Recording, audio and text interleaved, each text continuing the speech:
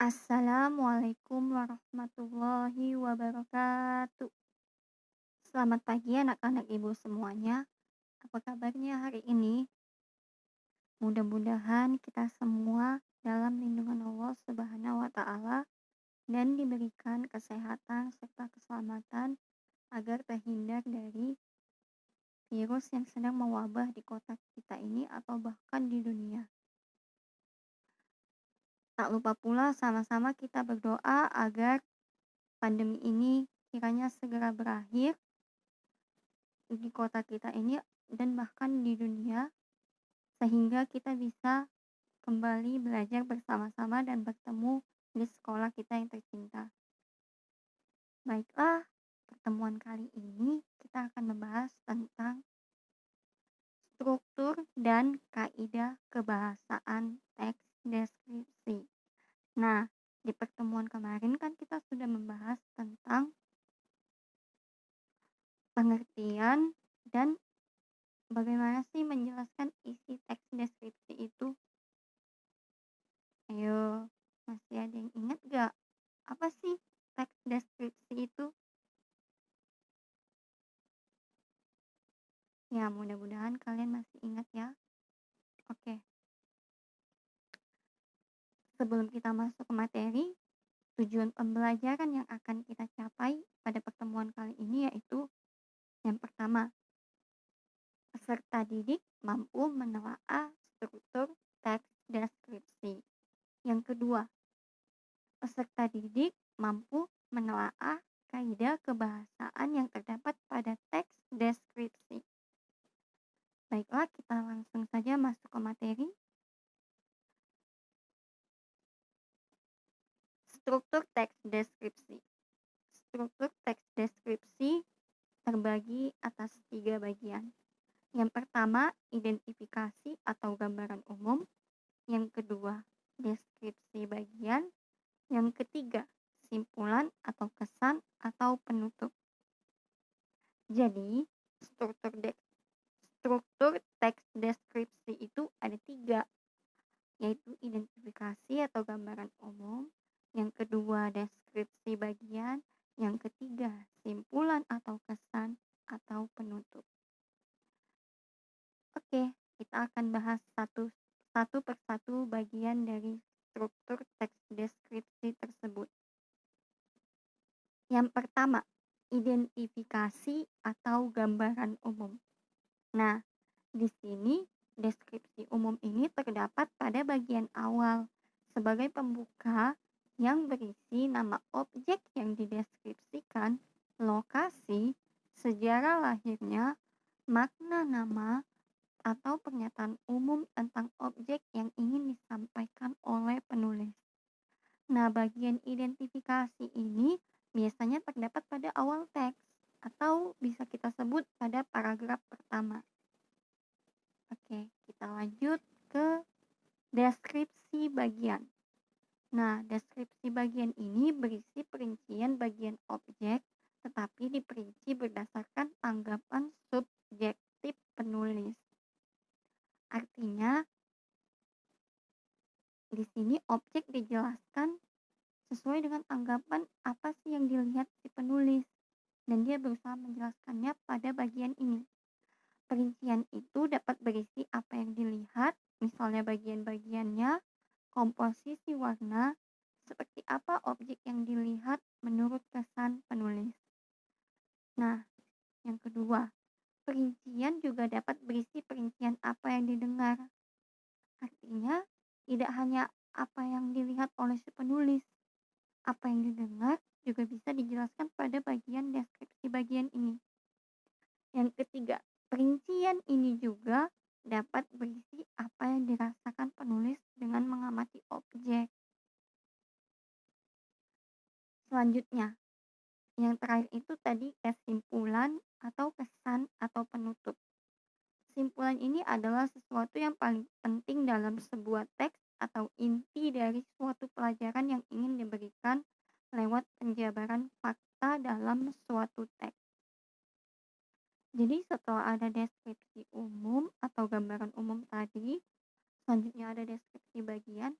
Nah, di bagian kesimpulan ini dipersempit lagi. Bagian dari yang dua tadi. Selanjutnya, jenis pengembangan deskripsi bagian. Nah, tadi kan di bagian kedua struktur deskripsi itu ada deskripsi bagian. Deskripsi bagian itu terbagi lagi. Yang pertama itu deskripsi bagian berdasarkan ruang. Di sini maksudnya, deskripsi ini berisi perincian bagian-bagian ruang objek yang dideskripsikan. Misalnya, penulis mendeskripsikan bagian pintu masuk, bagian tengah, bagian belakang. Perincian ruang juga dapat menyebut nama-nama ruang dan ciri-cirinya.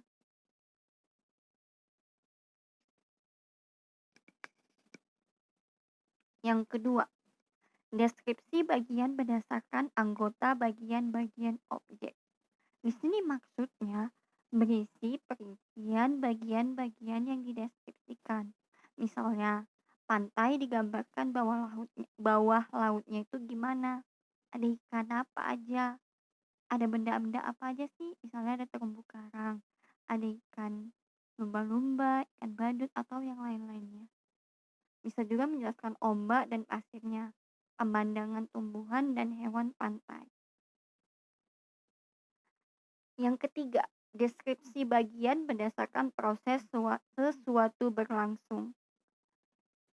Maksudnya yaitu berisi perincian bagian awal, mulai meningkat, puncak atau inti, dan yang terakhir itu penutup.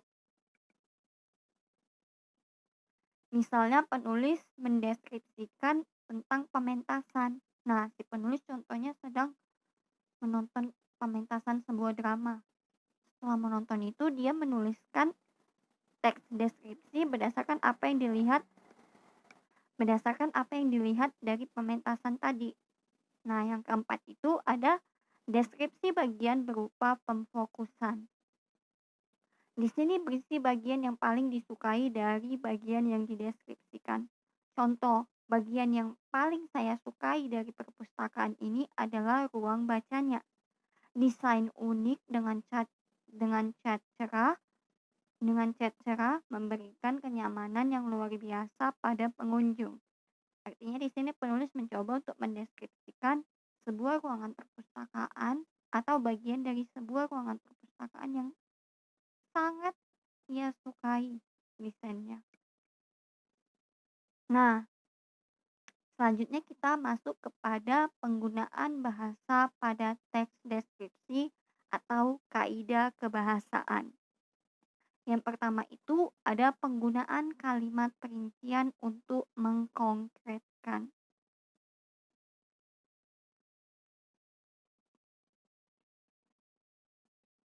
Di sini maksudnya kalimat perincian itu kita bisa menjelaskannya lagi agar seolah-olah si pembaca itu melihat seolah-olah dia itu bisa melihat objek yang kita deskripsikan pada teks tersebut.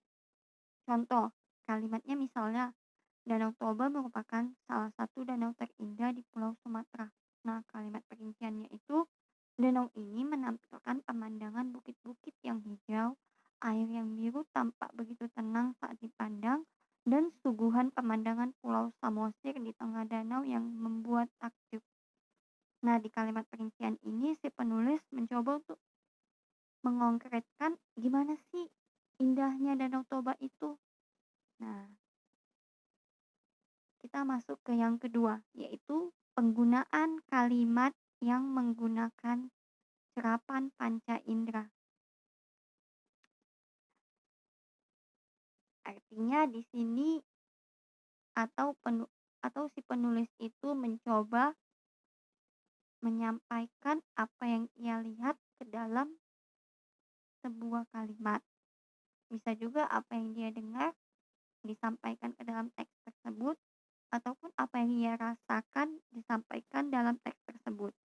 Nah, contoh kalimatnya itu yang pertama, si penulis seolah-olah melihat ya, yaitu contohnya air laut yang tampak biru dan menenangkan.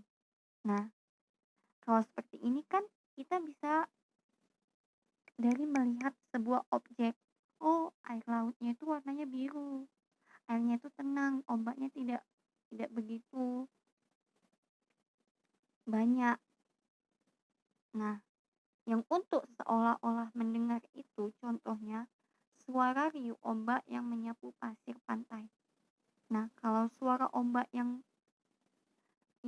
menyapu pantai itu misalnya ombaknya itu suaranya itu seperti kalian pasti pernah tahu kalau kalian pernah main ke pantai. Pasti ombaknya itu terdengar suaranya wih, luar biasa. Nah, yang seolah merasakan itu contohnya udara di perjalanan menuju danau sangat segar karena begitu banyak pepohonan yang rindang. Di sini si penulis mencoba untuk mendeskripsikan bahwa udara di perjalanan itu segar. Dia bisa merasakan kalau udara itu dia menghirup segar seperti itu. Nah, yang selanjutnya adalah penggunaan kata dengan kata dasar awalan huruf K, P, T, S. Kata dasar yang melebur adalah kata dasar yang berawalan huruf K, P, S, dan T hanya jika huruf keduanya berupa huruf vokal. Contohnya, mengawal. Kata dasarnya itu kawal. Nah, huruf K-nya itu hilangkan di kata mengawal ini karena setelah huruf K itu ada huruf A. Artinya tadi balik lagi ke pengertiannya itu hanya jika huruf keduanya berupa huruf vokal, maka ia akan melebur. Nah, contoh yang kedua itu adalah memakai. Kata dasarnya pakai dan mendapat imbuhan me. Di situ kan huruf P-nya hilang, memakai.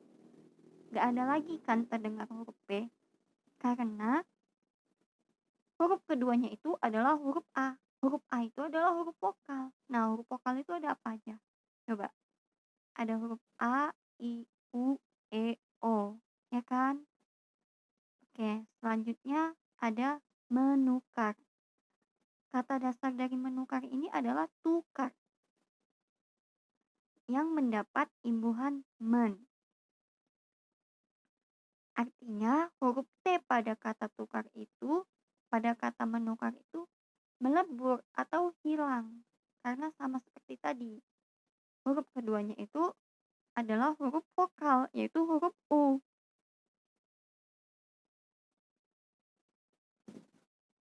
Selanjutnya, kata dasar berawalan huruf K, P, S, dan T dengan huruf kedua berupa huruf konsonan, dia tidak akan melebur. Contohnya, mentraktir. Tetap ada kan kata dasarnya itu traktir, tetap ada kan huruf T-nya karena huruf keduanya itu adalah huruf konsonan. Contoh yang lainnya, menstabilkan. Kata dasarnya itu adalah stabil, mendapat imbuhan men. Nah, itu sama saja. Dia di huruf kedua. Setelah huruf S itu adalah huruf konsonan yaitu huruf T. Oke, kita lanjut lagi ke penggunaan sinonim pada teks deskripsi. Sinonim itu apa sih? Sinonim itu adalah persamaan kata atau persamaan arti dari sebuah kata. Contohnya, indah. Sinonimnya itu bisa elok, permai, molek. Nah, selanjutnya itu ada segar. Sinonimnya itu bisa sejuk. Nah, penggunaan sinonim pada teks deskripsi sangat penting untuk menambah kosakata bagi pembaca. Juga untuk membuat teks deskripsi menjadi semakin menarik.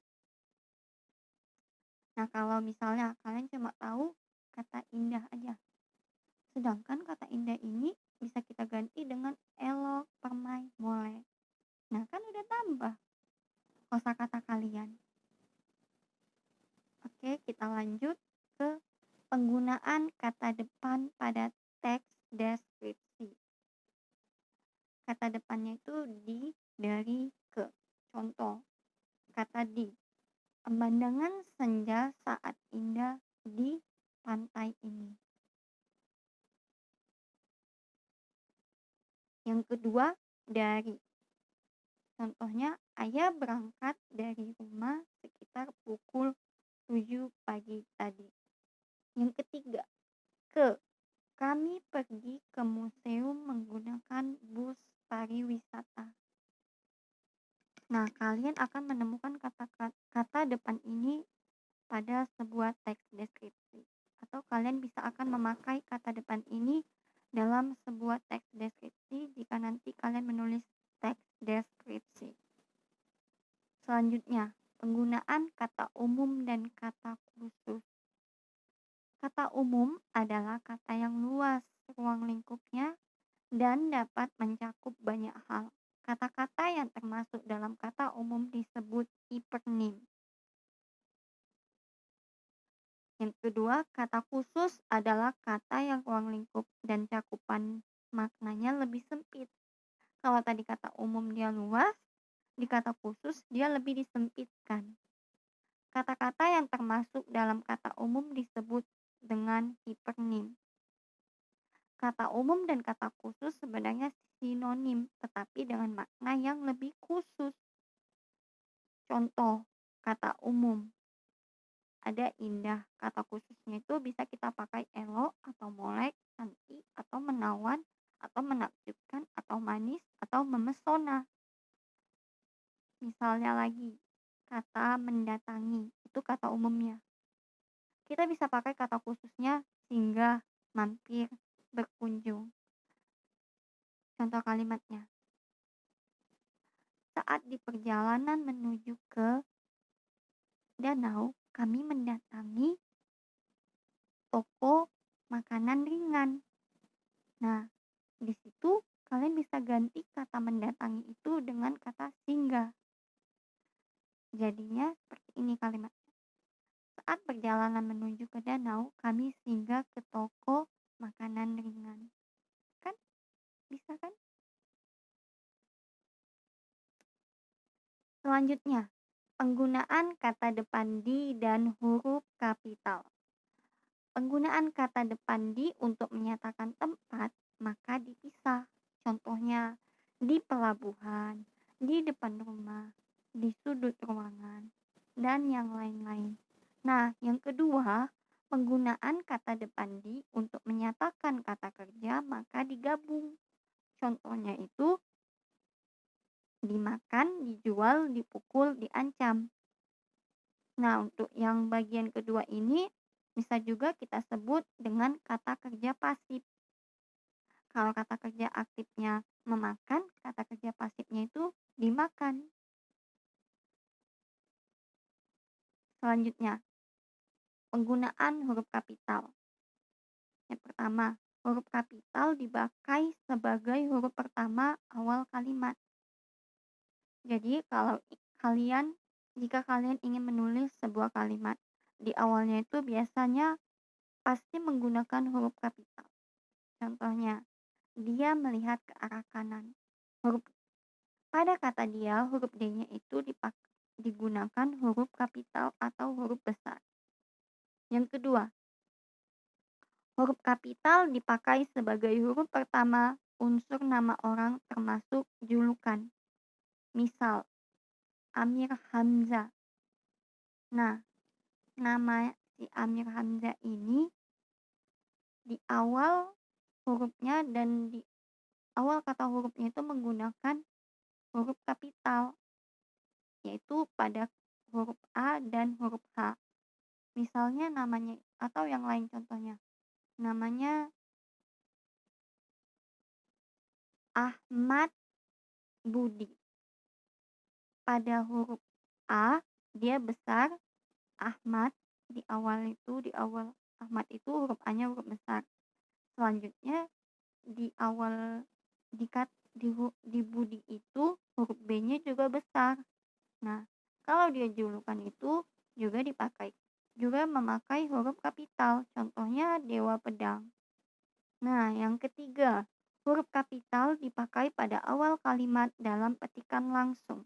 Misalnya, adik bertanya, "Kapan kita pulang?" Nah, biasanya kalimat langsung ini memakai tanda petik sebelum masuk ke kalimatnya. Oke, kita lanjut lagi yaitu penggunaan majas. Pengertian majas, majas adalah gaya bahasa yang digunakan penulis untuk menyampaikan sebuah pesan secara imajinatif dan kias. Hal ini bertujuan membuat pembaca mendapat efek tertentu dari gaya bahasa tersebut yang cenderung ke arah emosional. Jadi majas itu adalah gaya bahasa atau perumpamaan. Nah, jenis-jenis majas itu yang pertama personifikasi. Majas personifikasi adalah gaya bahasa yang memberikan suasana atau sifat-sifat manusia pada benda mati sehingga benda tersebut dianggap seolah hidup dan dapat bertingkah laku seperti manusia. Contohnya, daun-daun pepohonan berbisik lembut tertiup angin sepoi-sepoi. Coba kalian bayangkan, daun mana sih yang bisa berbisik? Yang bisa berbisik itu hanya manusia. Di sini, di kalimat ini seolah-olah daun itu dianggap sebagai manusia. Nah, itulah disebut sebagai majas personifikasi. Yang kedua itu ada majas metafora. Majas metafora adalah kiasan atau kata-kata yang bukan arti sebenarnya yang mengandung perbandingan tersirat atau bisa disebut sebagai perumpamaan. Contoh, pasar itu sudah dilalap si jago merah. Pasti tanggapan kalian pada kalimat ini si jago merah itu ayam, ayam jago. Nah, di sini di kalimat ini maksudnya si jago merah itu adalah api. Nah, jadi kan bukan makna yang sebenarnya si jago merah itu digambarkan pada kalimat ini. Merah itu menandakan api pada kalimat ini. Selanjutnya yang ketiga yaitu majas asosiasi. Majas asosiasi yaitu membandingkan dua objek yang berbeda namun dianggap sama dengan pemberian kata sambung bagaikan, ataupun seperti. Contoh, kakak beradik itu bagaikan pinang dibelah dua. Artinya, keduanya si kakak beradik itu punya wajah yang sangat mirip. Nah, kalau pinang dibelah dua itu kan bentuknya akan sama. Jadi di sini si penulis mengumpamakan wajah mereka itu pada majas asosiasi. Nah, sebenarnya majas-majas ini banyak lagi. Nanti kita akan pelajari lagi. Baiklah, sekian untuk materi kita kali ini. Ibu harap kalian bisa memahami tentang struktur dan kaidah kebahasaan yang terdapat pada teks deskripsi. Baiklah, Ibu tutup pembelajaran kali ini dengan alhamdulillah. Wassalamualaikum warahmatullahi wabarakatuh.